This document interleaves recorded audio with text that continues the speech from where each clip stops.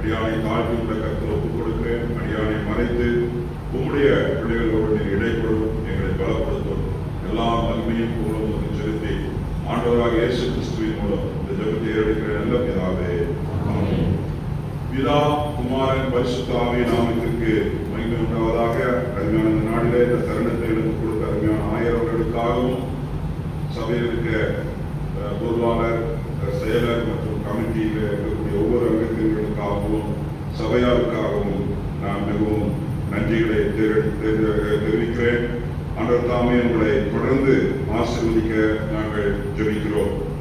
அருமையானவர்களே, இந்த நாளிலே நமக்கு கொடுக்கப்பட்டிருக்கிற தியானத்திற்காய் கொடுக்கப்பட்டிருக்கிற தலைப்பு உயிர்த்தெழுந்த கிறிஸ்து, அவர் நித்திய பிரசன்னத்தின் உறுதிமொழி என்று சொல்லி கொடுக்கப்பட்டிருக்கிறது. நாம் உயிர்த்தெழுந்த ஆண்டவரை நாம் ஈஸ்டர் பண்டிகையிலிருந்து நாம் தியானித்து வருகிறோம்.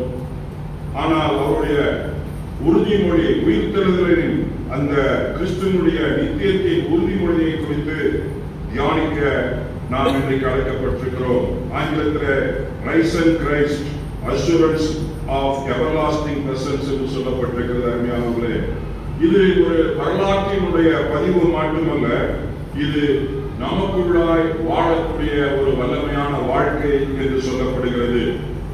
நமக்குள்ளாக ஆண்டவர் மகிமையானவராக இருக்கிறார் என்பதை நாம் புரிந்து வாழ்வோமானால் ஆண்டவருடைய அந்த உறுதிமொழியை நாம் வாழ்விலே அனுபவிக்க எதுவாக இருக்கும்.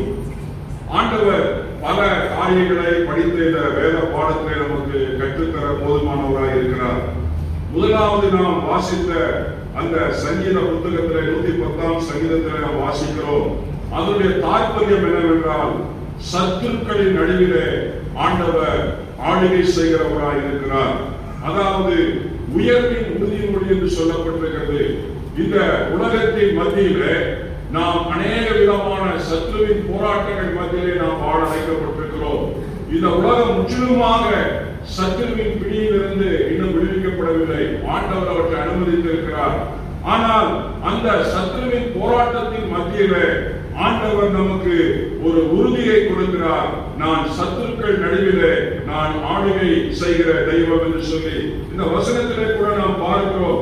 அந்த 110ஆவது சங்கீதத்திலே கர்த்தர் என் ஆண்டவரை நோக்கி, நான் உன்னுடைய சத்துருக்களை உமக்கு பாதபடியாக்கி போடும் வரைக்கும் நீருடைய வலது பட்சத்திலே உட்காரும் என்றார். அது மாத்திரமல்ல, கர்த்தர் சீயோனிலிருந்து உமது வல்லமையின் செங்கோலை அனுப்புவார், நீருடைய சத்துருக்களின் நடுவே ஆளுகை செய்யும். ஆண்டவர் நம்முடைய வாழ்விலே நாம் சத்துருவின் போராட்டங்கள் மத்தியிலே அதை மேற்கொள்வதற்கு, அதை ஆளுகை செய்வதற்கு ஆண்டவர் நமக்கு உறுதிமொழியை அவர் கொடுக்கிறவராக இருக்கிறார். அருமையானவர்களே, பல ஆயிரம் வருடங்களுக்கு முன்பாக இயேசு கிறிஸ்து மேசியாவாக வருவதற்கு முன்பாக இந்த சங்கீதம் இயற்றப்பட்டது.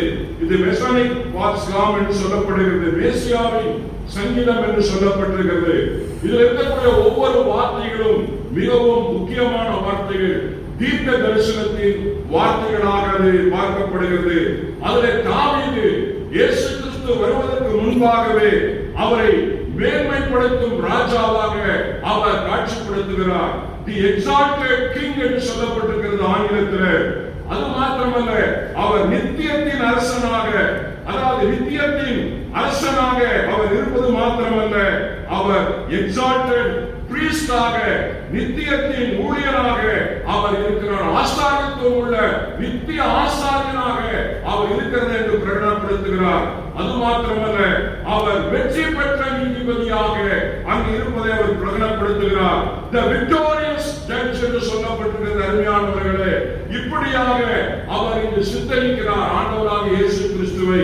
இதன் பொருள், சத்துருக்களுக்கு நடுவே ஆளுகை செய்யும் தேவன் நம்மை தாழ்ந்த நிலையில் நினைப்பவர்கள் மத்தியிலே தேவன் நம்மை உயர்த்துவராக இருக்கிறது என்று கூறப்படுகிறது. அருமையானவர்களே, உயர்த்தெழுந்த கிறிஸ்து இன்று சிங்காசனத்தில் வீற்றிருக்கிறார்.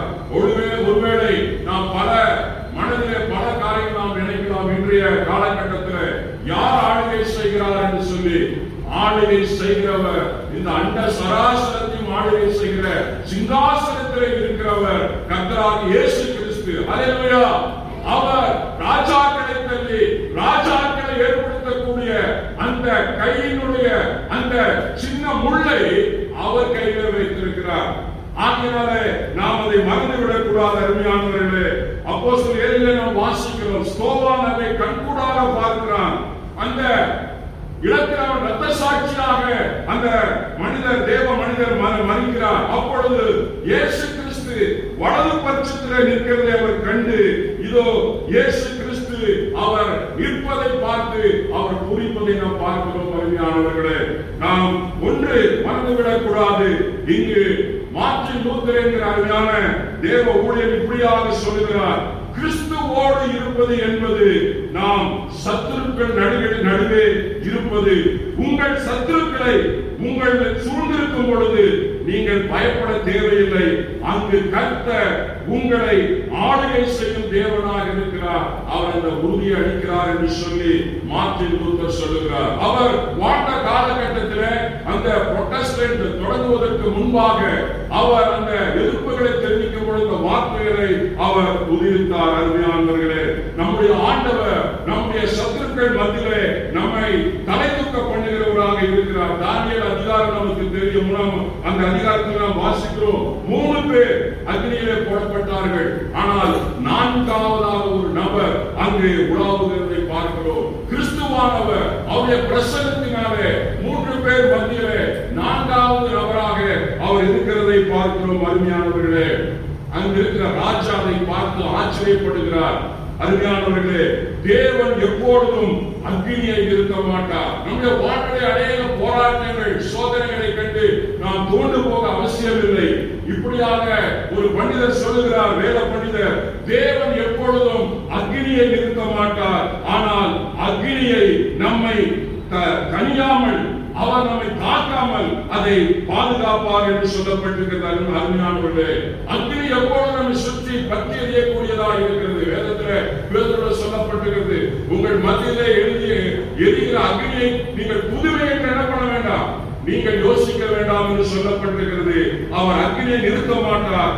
ஆனால் அக்னியிலே நம்மை எரியாமல் பாதுகாப்பதற்கு அவர் உறுதியளிக்கக்கூடிய ஆண்டவராக இருக்கிறார். அருமையானவர்களே, அதனால்தான் தாவீதுக்காரன் சொல்லுகிறான், சத்துருக்கள் நடுவிலே ஒரு பந்தியை எனக்கு ஆயத்தப்படுத்தி என் தலையை என்ன பண்ணுகிறேன், உங்களுடைய அபிஷேகத்தினால் என்ன பண்ணுகிறேன், நிரப்புகிறவராக இருக்கிறீர் என்று சொல்லி அவன் வர்ணனை செய்கிறான். அது மாத்திரமல்ல, பவுலுடைய வாழ்க்கையில் அவர் சொல்லுகிறார் அல்லவா, கடைசி சத்துரு மரணம் என்று சொல்லப்பட்டிருக்கிறது.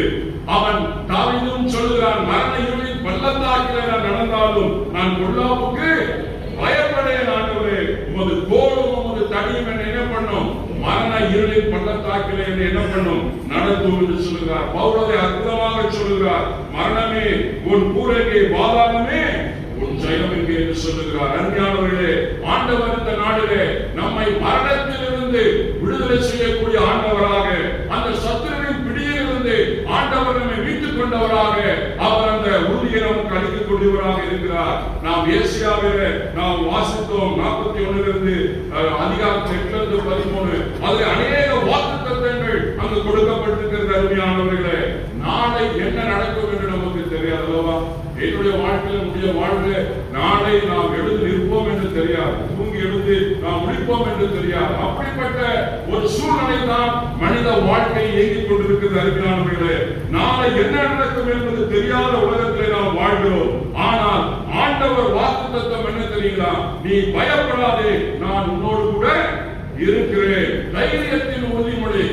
ஆண்டவர் நமக்கு கொடுப்பது பணமோ காசோ மற்ற காரியங்களோ அல்ல. ஆண்டவர் கொடுக்கக்கூடிய காரியம், அவர் நமக்கு தைரியத்தை கொடுக்கிறார். அந்த தைரியத்தின் உறுதிமொழி, நான் உன்னோடு கூட இருக்கிறேன் என்பதே அங்கு சொல்லப்பட்டிருக்கிறது. அருமையானவர்களே, இந்த உறுதிமொழியில, இந்த வசனத்திலே நீங்கள் வாசிப்பீர்களானால் 5 விதமான காரியங்கள் அவர் சொல்லுகிறார். முதலாவது, நான் உன்னோடு கூட இருக்கிறேன். நீங்க நம்புறீங்களோ நம்புறியோ, சில சமயத்துல நம்முடைய வாழ்வில ஆண்டவர் என்னை கைவிட்டார் என்கிற சூழ்நிலை கூட ஒரு அளவா, மங்களான நிலைமை, இருளான நிலைமை அல்லவா, மண்ணையின் பள்ளத்தாக்கு நிலைமை. ஆனால் ஆண்டவர் சொல்லுகிறார், அந்த நிலைமையில் நான் உன்னோடு கூட இருக்கிறேன். அது மாத்திரமல்ல, ஆண்டவர் சொல்லுகிற காரியம், நீ திகையாதே என்று சொல்லுகிறார் அல்லவா. யோசுவா புத்தகத்திலே பார்க்கிறோம், அந்த இடத்துல திகையாதே என்று மாற்றம் சொல்வதில்லை, நீ திகையாதே பலம் கொண்டு திடமனதா என்று சொல்வதை பார்க்கிறோம், திகையாதே என்று சொல்கிறதை பார்க்கிறோம். அடுத்ததாக நான் உன் தேவன், திரும்பமாக அவர் தன்னை உறுதிப்படுத்துகிறார், நான் உன்னுடைய தெய்வம் என்று சொல்லுகிறார். அவர் என்னுடைய தெய்வம் என்று நான் சொல்வதை விட அவர் சொல்லுகிறார், நான் உன்னுடைய தெய்வமாக இருக்கிறேன். நான்காவது அதை பார்க்கும் பொழுது சொல்லுகிறார், நான் உன்னை பலப்படுத்துவேன். ஆண்டவர் நம்மை பலப்படுத்துகிற தெய்வமாக இருக்கிறார்.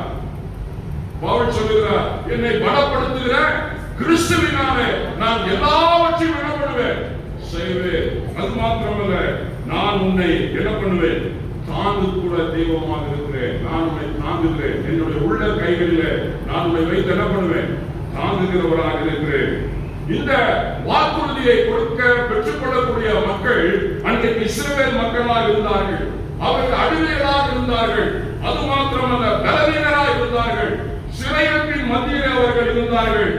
நம்பிக்கை இழந்து காணப்பட்டார்கள். அருமையானவர்களே, இன்றைக்கு சொல்ல போனோமானால் இன்றைக்கு இருக்கிற காசாவை போல அவர்கள் இருந்தார்கள். இஸ்ரவேல் மக்கள் எந்த விதத்திலும் அவர்களுக்கு எந்த உதவியும் கிடையாது. அருமையானவர்களே, அப்பொழுது தேவன் இந்த வாக்குத்தத்தத்தை அவர்களுக்கு கொடுக்கிறார், பயப்படாதே, நான் உன்னோடு கூட இருக்கிறேன். அனைவருக்கும் பயம் இருக்கும் அல்லவா, பயப்படாதவர்கள் யாரும் கிடையாது. எதையும் சார், பயம் என்பது கடவுள் கொடுத்த ஒரு இயற்கையான ஒரு கொடை. அந்த பயம் தவறு கிடையாது. ஆனால் அந்த பயம் நம்மை ஆட்சி செய்ய விடக்கூடாது. தேவனுக்கு பயப்படக்கூடிய பயம் ஒன்று இருக்கிறது, மனசாட்சிக்கு பயப்படக்கூடிய பயம் ஒன்று இருக்கிறது. இன்னொரு பயம் நம்முடைய வாழ்வில தேவையில்லாத பயங்கள் அல்லவா.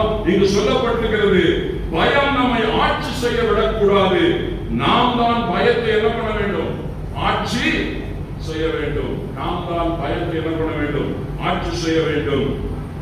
பயம் என்பது அநேக இடங்களிலே வெளிப்படும்.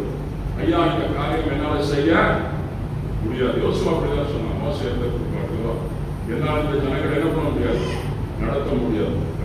என்னால் இந்த காரியத்தை செய்ய முடியாது. அடுத்தது, அந்த காரியத்தை செயல்படும் பொழுது வருகிற எதிர்வினைகள், நேர்மறையான எண்ணங்கள், போராட்டங்கள், ஆங்கிலத்தில் சேலஞ்சஸ் என்று சொல்கிறார்கள் அல்லவா, சவால்கள் அல்லவா. அதை பார்க்கும் பொழுது நமக்கு ஒரு பயம் வருகிறது. எப்படி இந்த சவால்களை நான் சந்திக்க போகிறேன், எதிர்கொள்ள போகிறேன். அதற்கு பிற்பாடு, வெற்றி கிடைத்த பிற்பாடு, ஒருவேளை அதையெல்லாம் தாண்டி நாம் வெற்றி பெற்ற பிற்பாடு, அந்த வெற்றியை தக்க வைத்துக் கொள்வதற்கு படுகிற பாடு, அது ஒரு விதத்தில் என்னது, பயம் என்று சொல்லப்பட்டிருக்கிறது. இப்படியாக ஒரு மனிதர் சொல்லுகிறார், பயம் என்பது ஒற்ற வார்த்தை நம்மில் பல பேரை இடப்படுகிறது, தடுத்து நிறுத்தி விடுகிறது. எத்தனை கனவுகளையும் இருந்தாலும் அது கரைந்து போகிறது.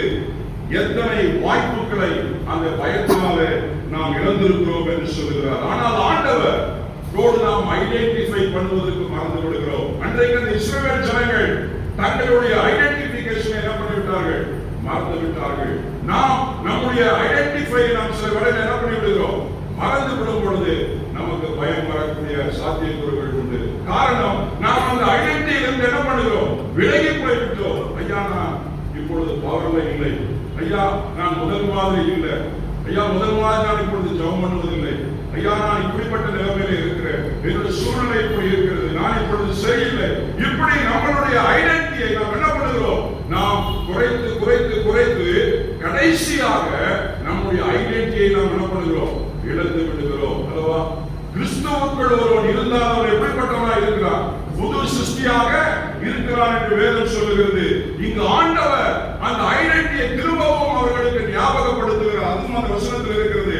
ஆண்டவர் அந்த இஸ்ரவேல் ஜனங்களை பார்த்து சொல்லுகிறார், ஆண்டவர் நீ என் தாசன் என்று சொல்லுகிறார். அது மாத்திரமல்ல, என்னால் தெரிந்து கொள்ளப்பட்ட யாக்கோபு என்று சொல்லுகிறார்.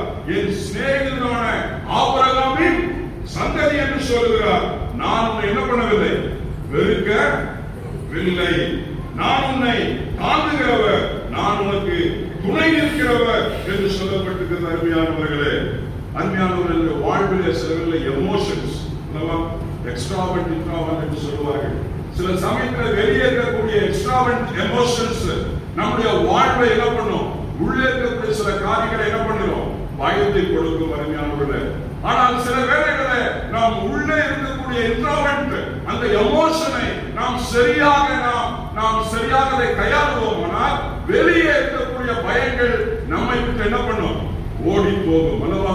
அதுக்கு தான் ஆண்டவர் அடிக்கடி சொல்லுகிறார், பயப்படாதே, நான் உன்னோடு கூட இருக்கிறேன். நாம் அதிகமாக நாம் இருளிலே நடக்கும் பொழுது, நாம் ஒருவேளை கைவிடப்பட்ட சூழலில் இருக்கிறேன் நினைக்கும் பொழுது நாம் ஒன்றை மறந்துவிடக் கூடாது. அவருடைய வாக்கு தத்தத்தை நாம் எப்பொழுதும் என்ன பண்ண வேண்டும்? உறுதியாக பற்றிக் கொள்ள வேண்டும் அல்லவா? நாம் அவருடைய வாக்கு தத்தத்தை தியானிக்கப்பட வேண்டும். அவருடைய வார்த்தைகளை நாம் எப்பொழுதும் என்ன வேண்டும்? மனதிலே நிறுத்திக் கொள்ள வேண்டும் அல்லவா? ஆண்டவர் என்று சொன்னார், நீ விசுவாசித்தால் தேவனுடைய மகிமையை காண்பார். சகோதரி அந்த பாஸ்டிங் ஒரு டெஸ்டிமனி சொன்னார். எனக்கு ஆச்சரியமா இருந்தது. ஒரு ஆக்சிடென்ட் அல்லவா, கண்ணு பிறராய் வந்து அடிபட்டுட்டாங்க. பயங்கரமான கிரிட்டிக்கல். அந்த சிஸ்டர் சொன்னதை பார்த்தா பயங்கரமா இருந்தது. எப்படி நம்ம இந்த பொண்ணு நிக்குது பேசுதுன்னு தெரியல. ஆனால் ஆண்டவர் பெரிய காரியங்களை செய்து அவர்களை வெகு வேகத்தில் அவர்கள் என்ன பண்ணார்? சுகப்படுத்தினார். வெரி ஸ்பீடி ரெக்கவரி அல்லவா? ஆண்டவர் நம்மோடு கூட இருக்கிறவராக அவர் இருக்கிறார். இஸ்ரவேல் மக்கள் தூரம் போனவர்கள், விக்கிரக ஆராதனையிலே மூழ்கி போனவர்கள், நாங்கள் தேவனுக்கு துரோகம் செய்தோம் என்று சொன்னவர்கள். ஆனாலும் ஆண்டவர் அவர்கள் என்ன பண்ணுகிறார்? ஏற்றுக்கொள்கிறார். இதுதான் தேவனுடைய மிகப்பெரியதான உறுதிமொழி, தேவனுடைய பிரசன்னத்தினுடைய வெளிப்பாடு. அருமையானவர்களே, நமக்கு தெரியும் கடந்த நாட்களில் F-35 F-15 அல்லவா, ரக விமானங்கள் பல ஆயிரம் அடிக்கு மேலாக அவர்கள் குண்டுகளை போட்டுவிட்டு ஈரானுக்கு திரும்பி வரும் பொழுது அல்லவா, அந்த 2 விமானங்கள் தாக்கப்பட்டார்கள். ஒரு விமானி தப்பித்தார். ஒரு விமானி பல ஆயிரம் அடிகளுக்கு மத்தியில அவர் கீழே விழுந்தார் பலத்த காயத்தோடு. அவரால் எதுவும் செய்ய முடியவில்லை. பல அடி உயர மலைக்கு அவர் ஏறி கடந்து போனார் அல்லவா. அந்த கம்யூனிகேஷன் டிவைஸ்ல அவர் திடீரென்று அதை அவர் தகவல் கொடுத்தார். God is so good. நீங்க படித்தீங்களா என்று தெரியல. அவர் கொடுத்த அந்த கோட் வேணா தெரியுமா?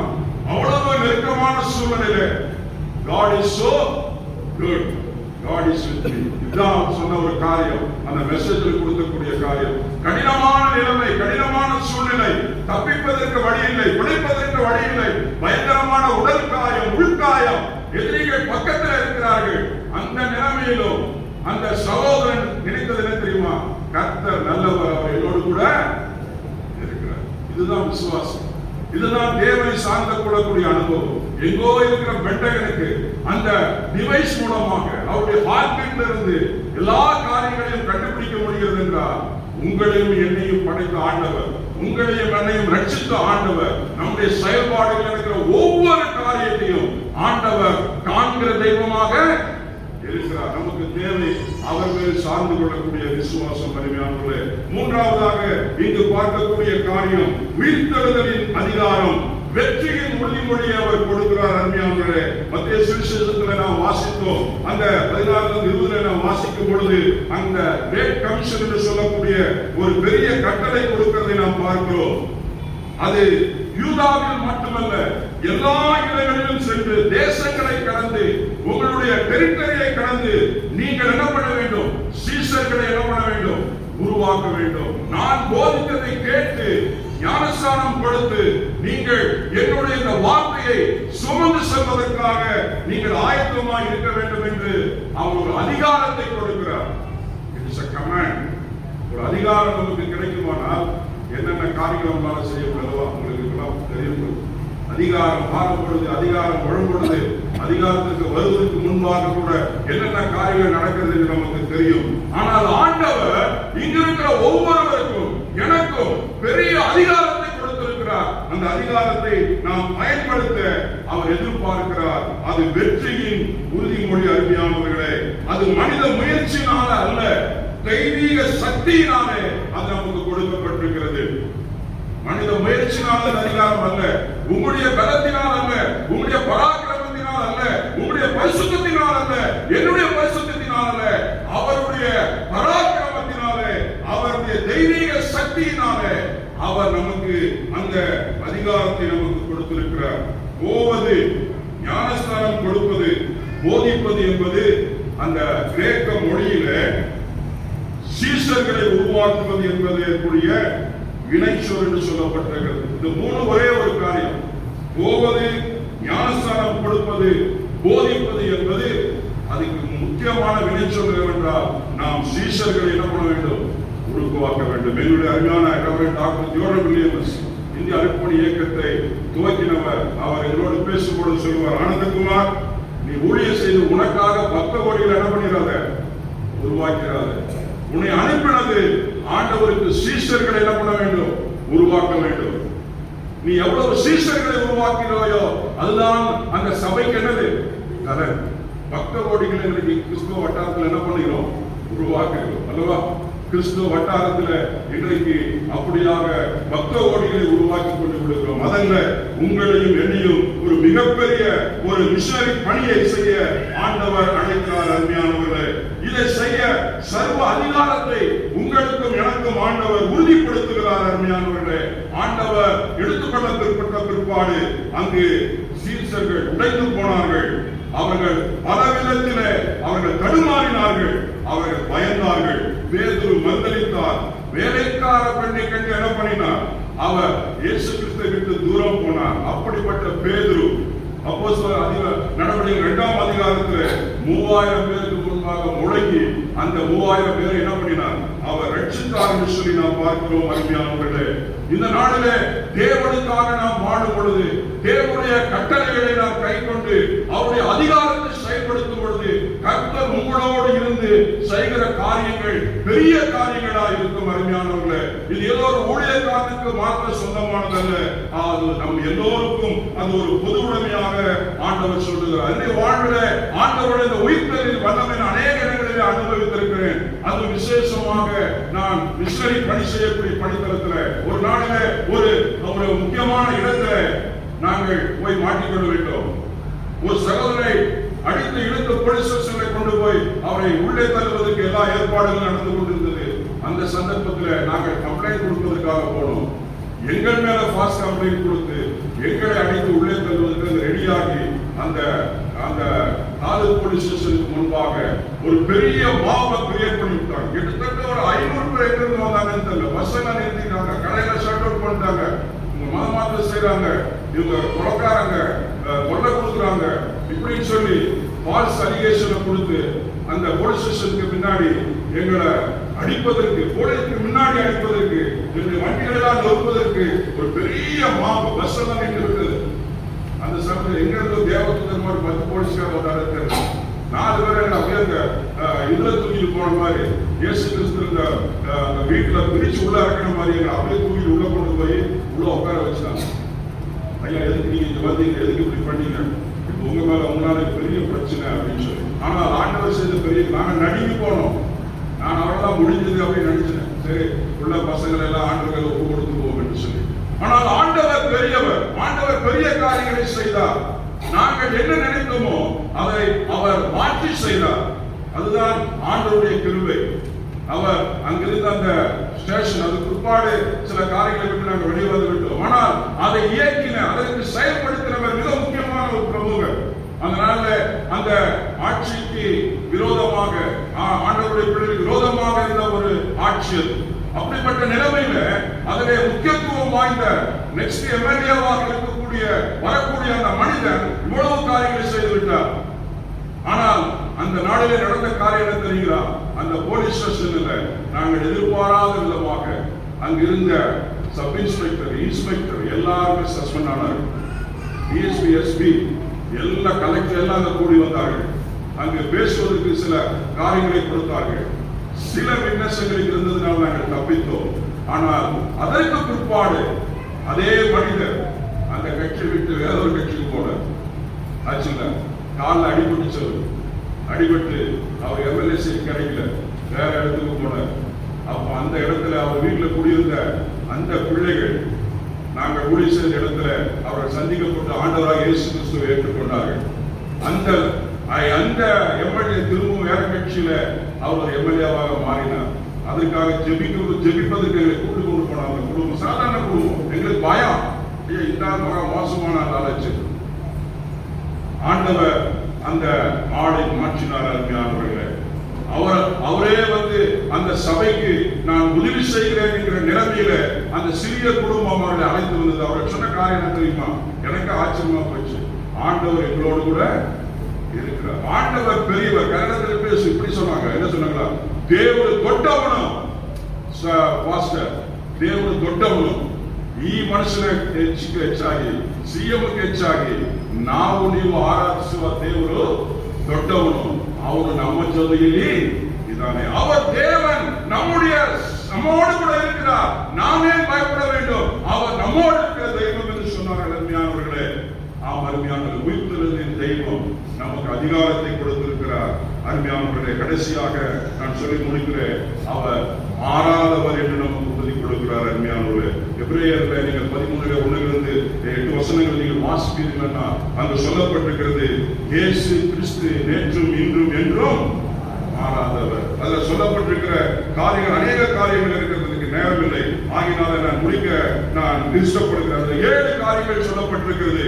அதுல அந்த காரியங்களை செய்யும் பொழுது அவர் நம்முடைய மத்தியில அவர் மாறாதவராக இருக்கிறார். அன்றைக்கு அந்த சபை பலவிதமான பிரஷருக்குள்ளாக அது கடந்து போன சபை. அதை அவர் திரும்பவும் உற்சாகப்படுத்தும்படியாக சொல்லுகிறார். அந்த இடத்துல பவுல் சொல்லுகிறார், நான் உன்னை விட்டு விலகுவதும் இல்லை, நான் உன்னை கைவிடுவது என்று சொல்லி இருக்கிறது.